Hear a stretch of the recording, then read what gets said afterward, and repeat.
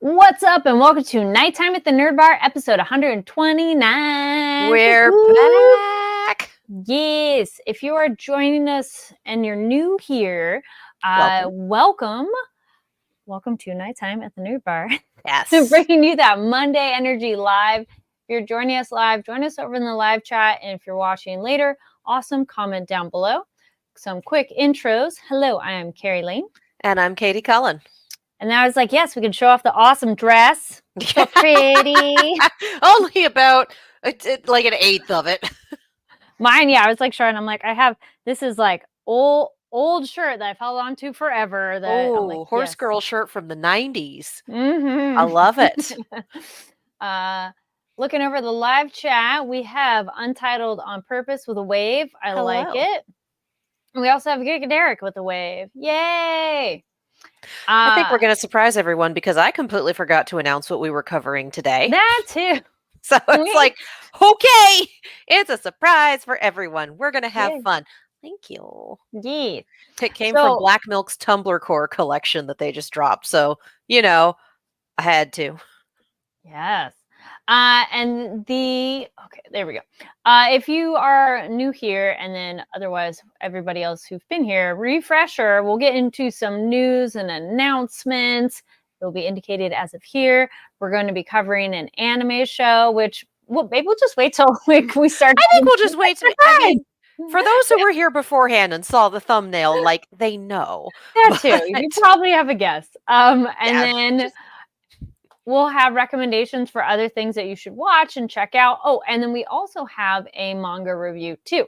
So stick around for all of that. So kicking things off, things we're excited about. Yeah. And we are always happy to have anime in the movie theaters. So this one is coming to us from American Cinematheque. So this is in Los Angeles, or if you're in LA or want to come visit, Howl's Moving Castle is going to be screened in 35 millimeter for the 20th anniversary celebration. Let's go. So this will be on Thursday, September 19th, 7:30 p.m. at Los Feliz 3. I would look that up where that is because I'm like, I don't think I know specifically probably Los where Feliz. That theater is. Yeah, probably in Los Feliz. My guess would be that's where it is, but yeah. I mean, who knows, man? We have the same street name in like 4 different places, not connected. So yeah, who the heck even knows? The other thing too is, so to celebrate the 20th anniversary, Studio Ghibli's beloved Howl's Moving Castle, so American Cinematheque, GKIDS, and Box Lunch will be hosting a special 35 millimeter screening of the English language version of this classic at the Los Feliz 3. So that's awesome. All right.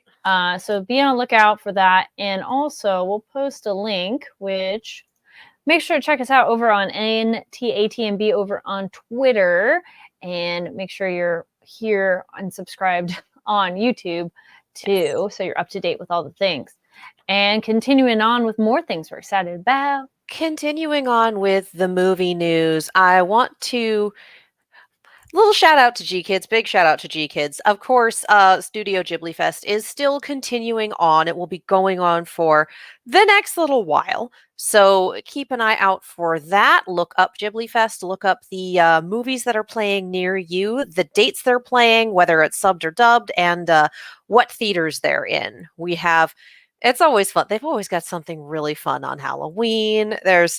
It's a good time. So if you are not in Los Angeles but still want to see Ghibli movies in theaters, Ghibli Fest is going on, again, courtesy of GKIDS, so check that out. Also courtesy of GKIDS, Dan Da Dan is in theaters this weekend, the 13th through 15th, September 13th through 15th, just this weekend, Friday, Saturday, Sunday. So if you want to see I believe it's the movie, which uncertain if that's the first 3 episodes or if it's an extended episode. But if you want to see the anime adaptation of Dan Da Dan, if you want to start that off with a bang, if you love the manga and you really want to see it, if you have no idea what you're in for and you still really want to see it, there's no way better than to see anime in theaters with fans. So from the 13th to the 15th, so that is this coming weekend, keep an eye out for that. And while we're continuing on with movies in theaters coming up soon, a reminder that Crunchyroll has 2 screenings in the next calendar week. The first one for one night only is The Concierge on Wednesday, September 11th. And I have that memorized because I have my tickets. So I am very excited to see The Concierge. That is this coming Wednesday. And Crunchyroll has sent us a lovely announcement. Ticket sales are open, and the official trailer has dropped for the idol-centric film Trapezium in North America. This will also be coming to theaters for one day only, courtesy of Crunchyroll, but that will be on September 18th. So, same day of the week after The Concierge, we are getting Trapezium in theaters. So, if you want the film synopsis, this looks like so much fun, you guys. Driven by an unwavering passion for becoming an idol, Yu Azuma, a first-year student at Joshu East High School, embarks on a journey to form an idol group. To make her dream a reality, she recruits one girl from each of her region's four high schools, located to the north, east, south, and west, and finds her 3 soon-to-be fellow group members. So this, guys, this is just going to be adorable. This looks like it's going to be a very fun coming of age for this group. So, if you are interested in Trapezium, if this sounds like your jam, tickets are on sale. Get your tickets. You can go through Fandango, which is what's linked here. You can also go through your official your nearby theater. Like, I got my tickets for Concierge through the AMC app. I'll probably get in my Trapezium tickets the same way. So get your tickets for the Concierge, get your tickets for Trapezium. Again, anime in theaters with fellow fans is always a good time. And remember that both of these screenings are one night only. So if you want to see it, get on that. You are muted. I saw the lips move and I was like, wait a minute. We're back. I thought my other co-anchor here is going to bark, but she wasn't. So I was getting ready. You're a little too prepared. Yes. All right. So the other exciting things of an in-person in a way, One Piece is hitting the runway at New York Fashion Week in celebration of the 25th anniversary. So anime and fashion, we love to see it. One Piece and fashion, fabulous. Oh, yeah. So looking here, it says Toei Animation joins Dim Mak to present One Piece Spring Summer 2025 collection based on the globally beloved anime series. And so, yes, everybody's favorite pirates, Straw Hats, will make fashion history this September when they trade the plane to walk the runway. I like that. That is pretty good. I was like, that's cute. I'm looking to see. So that's coming up soon. I think Fashion Week is in September now, but I'm like, hasn't it already started? I thought it started. Yeah, I think so. Well, there we go. Continuing though, the collection pays homage to the exhilarating and engrossing world created by Oda-san and features designs inspired by the series' current Egghead arc, and including colorful characters like Monkey D. Luffy and the Straw Hat crew. And an audience of invited guests will preview the collection in a one-of-a-kind immersive runway experience utilizing images and elements from the series. That is super cool. Actually, another one too. I was seeing something that in Japan there was some kind of music awards, something happening, and they played the theme song for One Piece, like one of the theme songs, and in a very serious way though too. And I'm like, that's so cool. I mean, awesome. Cultural juggernaut, y'all. Yes, this is true. All right. So be on the lookout for photos for that, because I've already seen some stuff for Fashion Week. So excited to see what the One Piece ones are coming out. Also, I was like, wait, that is here on our channel. From Anime Expo, we talked with Hypeland, and they have a collection of One Piece fashion as well. So a little more accessible for the regular folks. Streetwear versus runway, but it's beautiful, you guys. So go check that Frankie out. shirt I am keeping an eye on. Like, that I want. So check out here on the Fanversation channel the Anime Expo playlist, and then you'll find that, or just search Hypeland, and you can see footage of that. Yes. Yay! Now that is time for our manga review with after our news.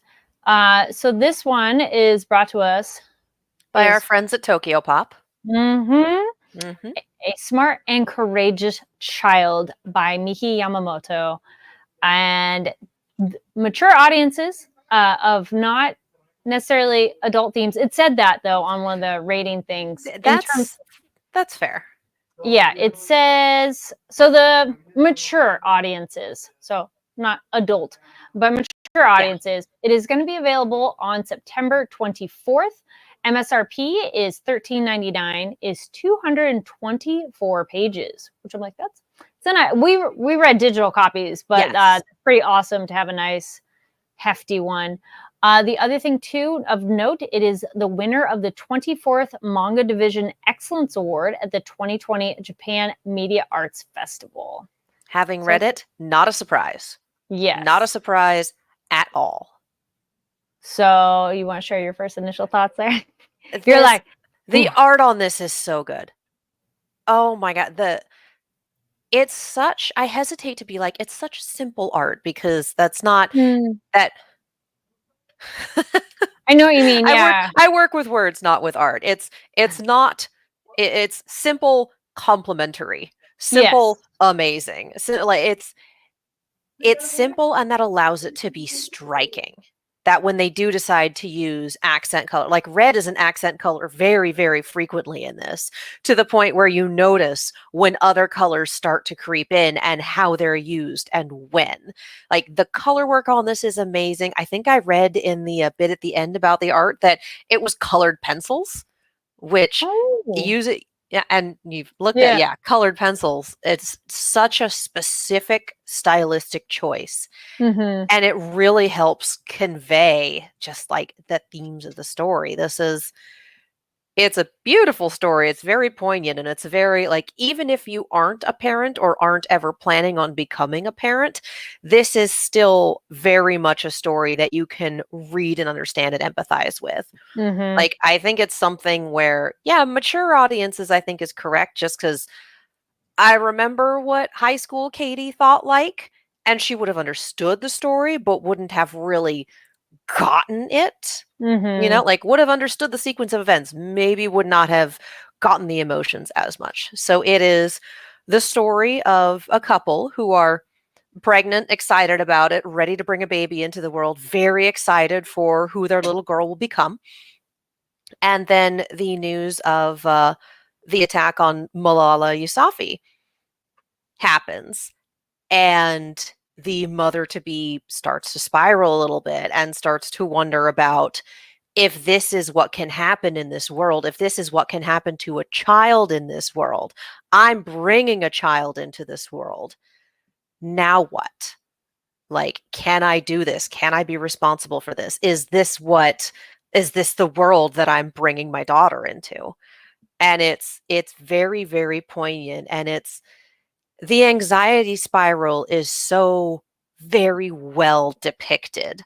So I think anyone with anxiety, or anyone who's done the fantasize about something, think about something, put yourself or someone in a specific place, and then it takes a hard turn and it's hard to pull back from that and go, wait a minute, that's catastrophizing, that's anxiety, that's a pathway that my brain is going down because I'm a human being with pattern recognition. And it's when your brain is steeped in pregnancy hormones, it can be hard to recognize that. So it is a fantastic little story. I cannot recommend it highly enough. I was just looking over the chat. I like this word for it. Not simple art, uncomplicated. I'm like, okay. Yes, there's not, it is making you focus in on the story. There's not a lot of perimeter distraction. Yeah. And it is, I agree it doesn't matter if you plan on having children, but you can empathize with just the next generation coming into the world and what kind of a world is it.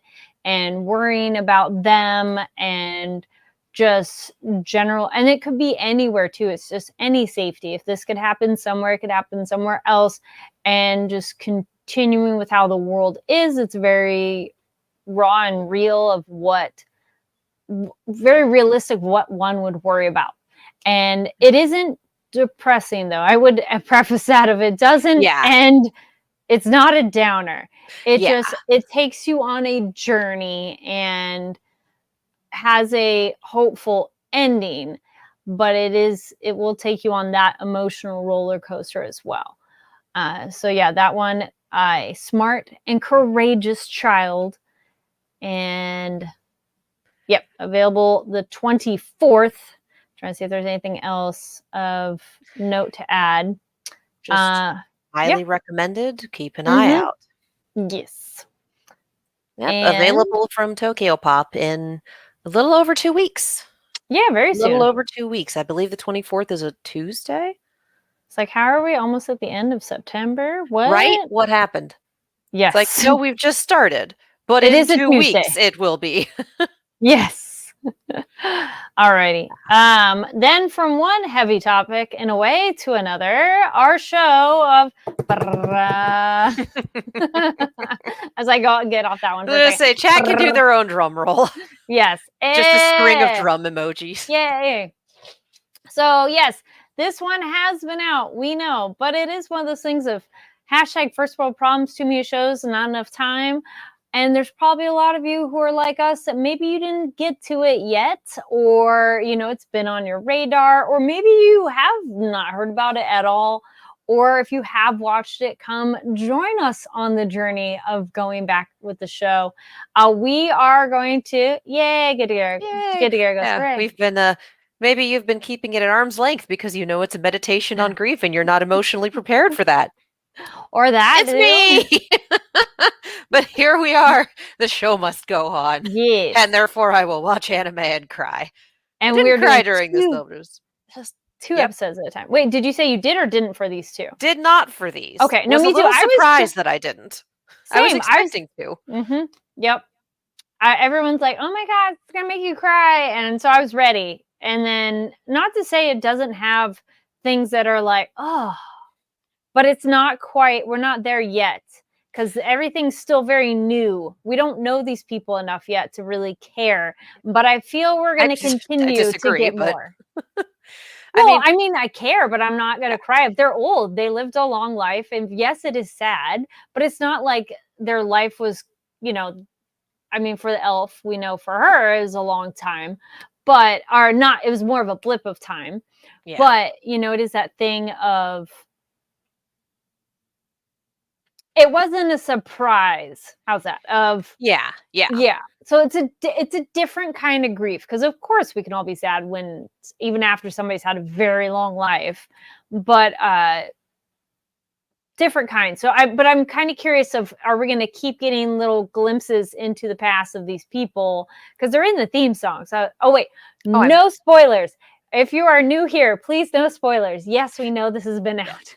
No spoilers past episode 2, and also no manga spoilers. Yes. Because we know the manga goes further than the anime does. We're all aware of how adaptations work at this point. So yeah, we are keeping it spoiler free. Yes. I was worried going into it because I had to step away from Ancient Magus Bride.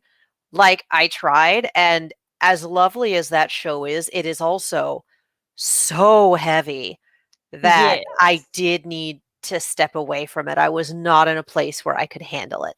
In the first season. Okay. I think I got halfway through episode 6 and went, I'm out. I cannot do this right now. I need to go.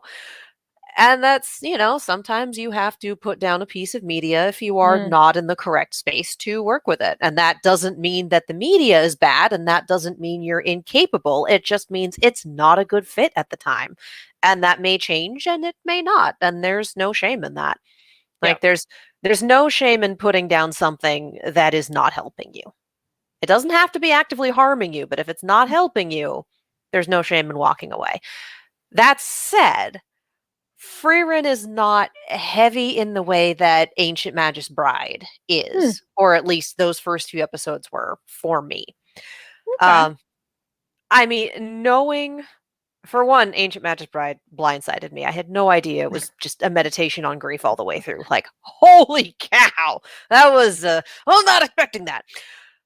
Frieren, I knew going in, Okay. like, okay, a lot of these people just have a ticking clock over their heads. And that is kind of the premise of things. We are working with a protagonist who is extremely long lived. And Mhm. so, from her point of view, things are going to be very different from what we normally have. Our timeline, our time stream is going to be a little different. Yeah. So, knowing that going in definitely helped. But also, it doesn't stick around too much on the grieving part of the process. It's very Yeah. much her turning around and going, I want to know more. I want to move forward. I want to spend more time learning about these people. Like, she notices the time missed. And instead of going, oh, well, goes, oh, all right, I'm time to do sorry. better. Time to have a different approach. I took a minute to read a comment and I get it, and then I'm like, oh, speaking of wanting to cry or not, I'm like, oh.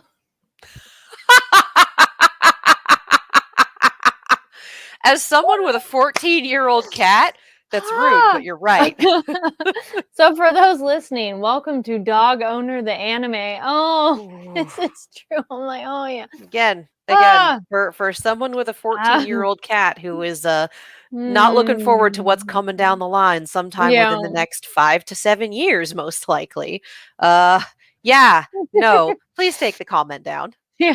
Like, I get Um, it, you're right. I don't want to dwell on that. So, yeah. Yeah, I got my dog's 10 going into the next year. So I'm like, woo. But yeah, then yeah, yeah, we are both owners of senior we pets. have seen Like, oh, I'm like, woo. Yes, but man. I like our world building right away.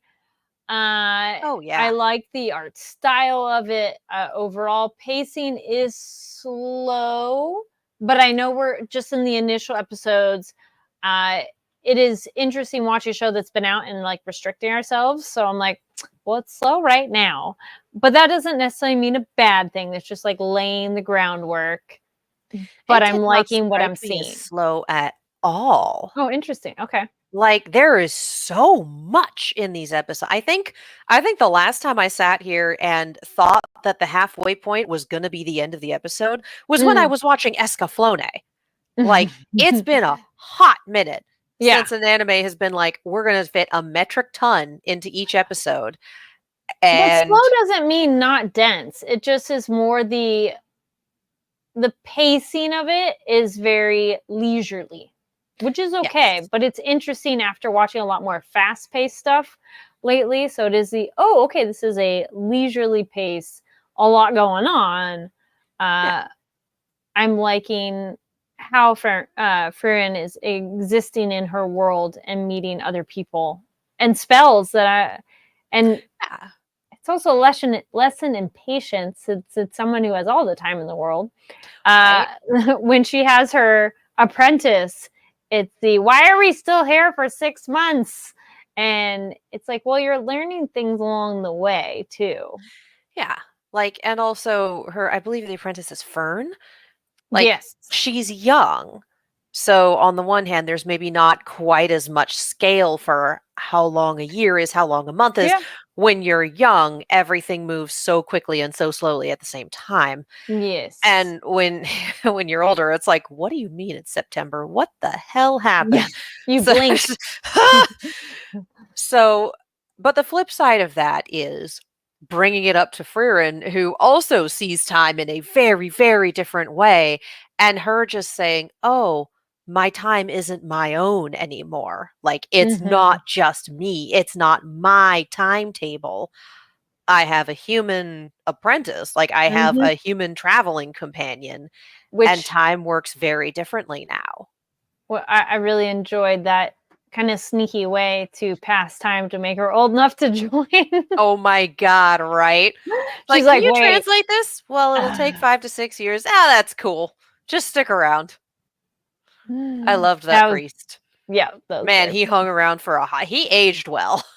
Yes. Himmel did not, but the priest, yeah. I don't know. He I almost aged still had that extremely- glimmer in his eye and cute little man thing going on, but Yeah, but man, compare yeah. the two. Oh yeah, no. And then our dwarf, that was interesting that I think it seems they age slower, but not as slowly as elves. So that was Yeah. interesting I look different to you. Yeah. It's like it's also possible that he was on the older end of the spectrum for a dwarf Yeah. to begin with. Could be. And this Yeah. was just those 50 years where nah, I'm done adventuring. We're not doing this anymore. Yeah. He's That woo. tipping point. Yeah. And And like then I'm sure we'll see him again. We keep walking away from companions and then we come right back. So like I would not be surprised. yeah. Or I thought it'd be their children or something like that. So it's one of those, That's it's fair. like them, but not. And with someone who lives so long, it makes sense that it would be okay, you could hang out with their kids, but Yeah. which we kind of get ish of adopted orphan. And just the Oh. old lady who Yeah, if anything, that shortened his lifespan. Yeah. Yeah, and just the old lady who was saved by the hero Yeah. when she was a kid, and just being like, Mhm. "All right, time." Yes. We don't know much about our big baddie yet, which that's the other thing too. I'm like, nope, we don't have a villain yet, though there is somebody in the theme song, Yeah, which we totally analyze. I analyze theme songs so much more now because I'm like, wait, what do we see in here? it's like, okay, we have this, we have this, we have these people. That's the villain. Look at that shot. Like, look at Mhm. that pose, and look at the point in the song at which they're here. That's the Mhm. villain. I like that ending split theme, screen. though. Continue. Oh no, just the split screen in the opening. You're right. I love it. It's Love it. very well done. Past and present. Yes, that was Mhm. really cool. I actually was gonna say I love the intro theme. I'm not as loving the outro as much. The art. The Yes. art in the ending is unbelievable. Yes. Oh my God, it's so good. It's Yeah. so good. Just, I don't Think- know the words to describe it. It's amazing. It's Yes. I don't care if you What don't do you watch think of this the show. Go look up the music? ending theme because that art is amazing. And what do you think of the music? I mean, they're both okay. Okay. Neither of them really. I mean, we're coming off of Go Go Loser Ranger, which had those are both bops. idiot banger opening and ending. Yeah. So like, and again, we're going away from a shonen. At this point, I want to kind of call it like a horror comedy. We're coming away Sure. from Power Rangers meets The Boys and going into, God damn it, Dog Owner the anime. So it's going to be. We got to find another thing to call it. I can't do that for 14 weeks. You're right, but I can't do it for 14 weeks. I just can't. we'll get that as we get Figure to a little something more out. information. Yeah, we're still We'll getting our figure feet something wet out. of what it is. Yeah. Yeah, but it's gonna be a different vibe. Yeah. That is just how it be. I like that change of pace though, because yeah, for here we don't necessarily want to cover all exactly the same type of show. I also like it's fantasy without it being an isekai. No offense to isekai, Right? but I was like, oh, it's just fantasy. That's sweet. Man, those are rare anymore.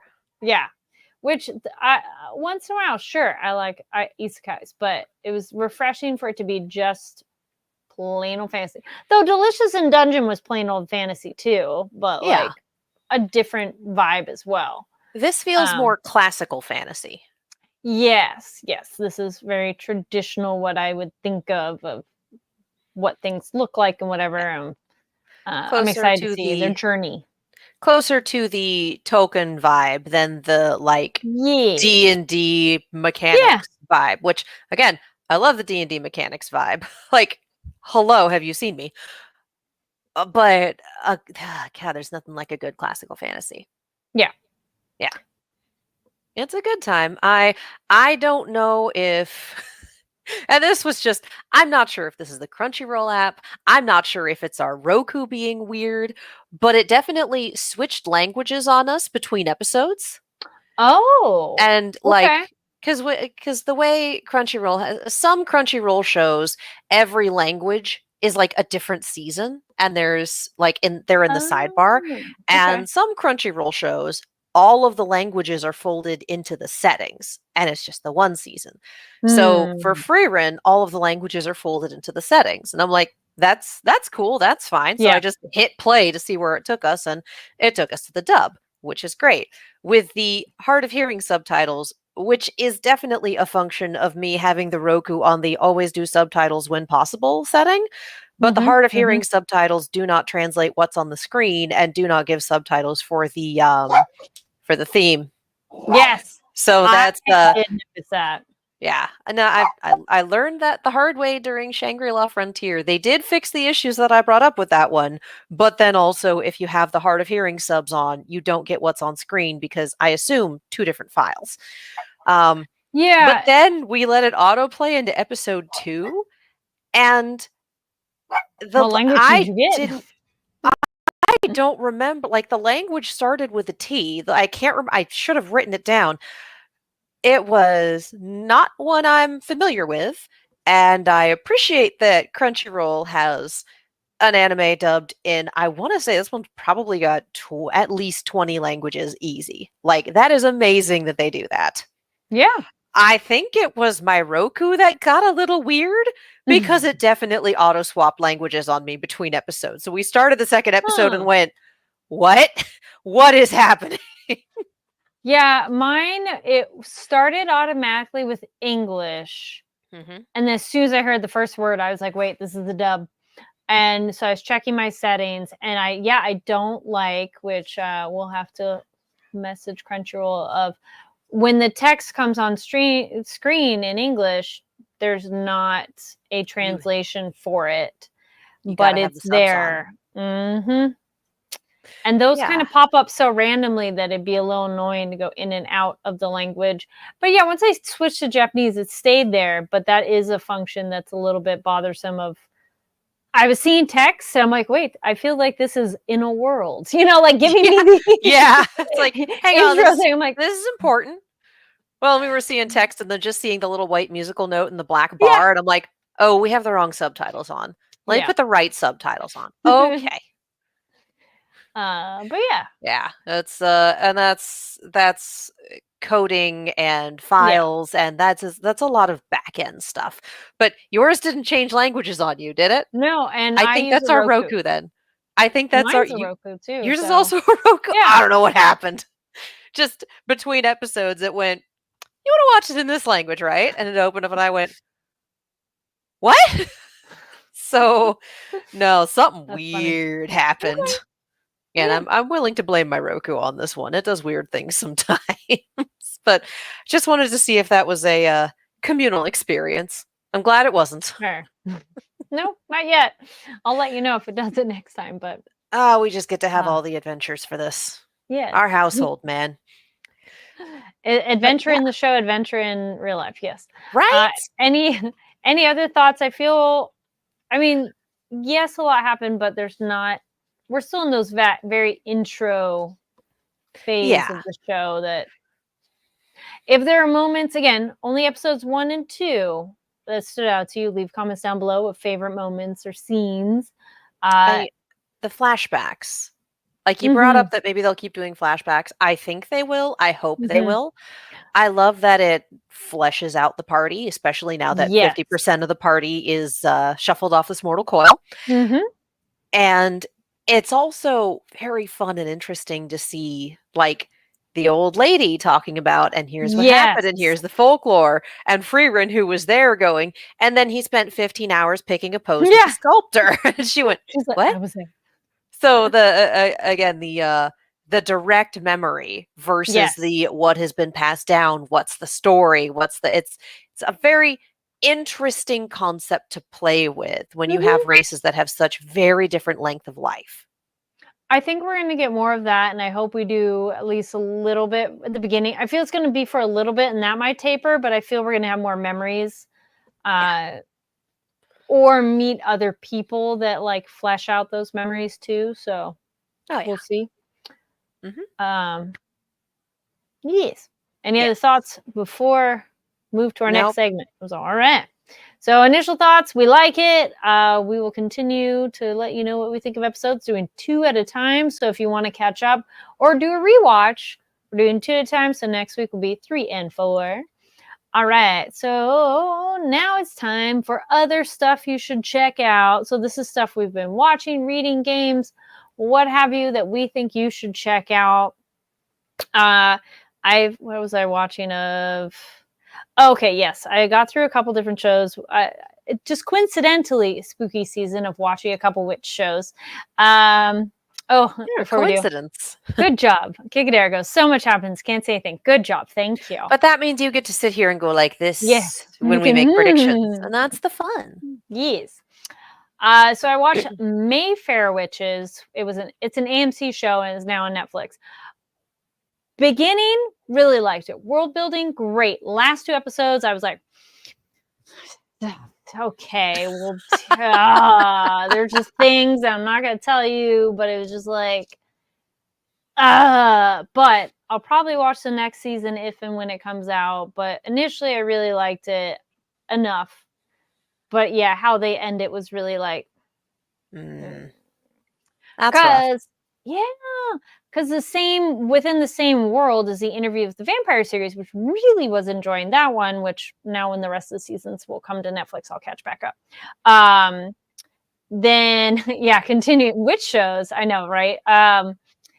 So Witch from Mercury is a Gundam show. Yeah, no, got you. Witches. Nah.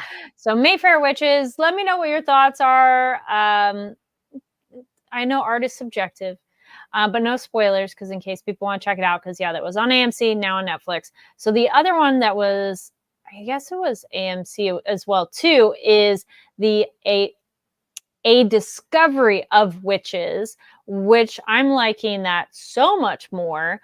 It is very YA fiction vibes, which I like that though. It's very fun. It's very entertaining. I watched the whole first season. I like it because we go into this world.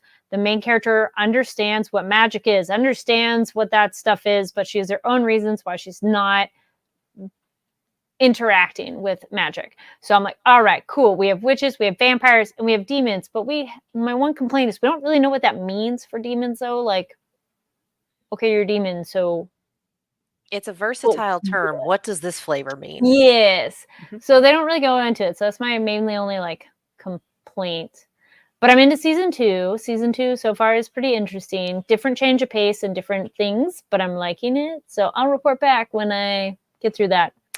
Right. And then leading into November, I'm very excited for Silo season 2 because I just finished the book. So I'm curious where season 2 is going to cover because we leave off semi halfway through the book, which, so the other thing, a side note on that, and then wait, dogs and lifespans and all that. The author for Silo has a nice afterword that side note on it with the show too. Originally, it was only until like one character died and like that was the end. And the book starts like that. So this person's going to die. So it starts with that. And like that was originally like the end of the book that he put online. But the reception was so high and well received that fans were like, where's the rest of the book? And he's like, I didn't have a rest of the book.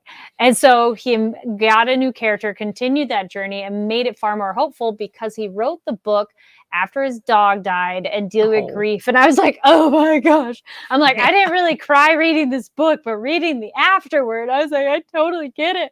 But I thought that was really interesting and being hopeful and like pushing on and being courageous. And it is a really good book now that I've finished the whole thing. So if y'all want to check it out before season 2 comes out, and I'm really curious where they go with it. So those are my big ones. What about you? Staying in spooky season, I was like, it's 3 weeks and we haven't watched much. Yes, that's because we are still making our way through Alan Wake 2, which is so much more of a horror game than Alan Wake ever was. Holy cow. We have definitely... There is some beautifully disturbing stuff in here. Like Remedy Studios 110% went for it. Saga Anderson is my new favorite character, and I love her. Bless. First Alan Wake game was like, here's our protagonist. He is a wet cat of a man who wears suit jackets with elbow patches, and you're going to root for him. And Alan Wake 2 is like, yeah, he's still our protagonist. We have a second protagonist. Her name is Saga Anderson. She's an FBI agent with mild psychic powers. She's Oh. fucking amazing, and you are going to love her. And like, we played as her for like 10 minutes and went, you're right. She's amazing, and we love her. So, swapping back and forth between characters, the gameplay encourages and requires it. Okay. And it's Interesting. very interesting to see things happening from Alan's point of view, swapping back to things happening with Saga, and then seeing the bits where they Ooh. intersect and overlap and going, oh, this is where things match up. This is where, and then you have a development on one side, and you have to stop and reconsider everything that happened with the other character and go, wait a minute.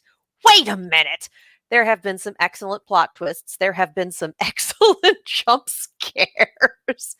And there have been some throw the controller difficult boss fights. Like, man, this game does not slow down. It does have they call it story mode. It's the I want the story, but I'm not good at this kind of game mode. And again, we are full believers in accessibility. If you need the story mode, if you need immortality cheat turned on, if you need whatever to be able to get through a game and experience the story, that's fine. Nothing wrong with that. So we are very close to endgame, to the point where we hit the game very kindly warned us that this was a point of no return. And are we sure that we're ready to move on? And we went, let's swap back to Alan. Let's get everything done over there. And then pick a night where we actually have time to play. So I think endgame might be tomorrow if things shake out well. And we'll see how that goes. Because I also found out that in order to get the full ending, you need to do a new game plus. So you got to play the game again. Oh, New okay. cutscenes, new lore, and given the way that the game is built, it actually kind of makes sense, because part of the supernatural spooky element is like time loop stuff. So it's like, okay, if we're dealing with time loops, requiring a new game plus makes sense. And the new game plus is called the final draft. Like, all right, we get it. Let's go. So we're going to be spending a lot more time with Alan Wake than initially predicted, but it's a good thing we are really, really enjoying it. And let's be real, the music is amazing. In terms of doing events and whatnot, other things you should check out if you're in LA, the Beetlejuice Afterlife event at Ovation Hollywood. We went yesterday. It's fun.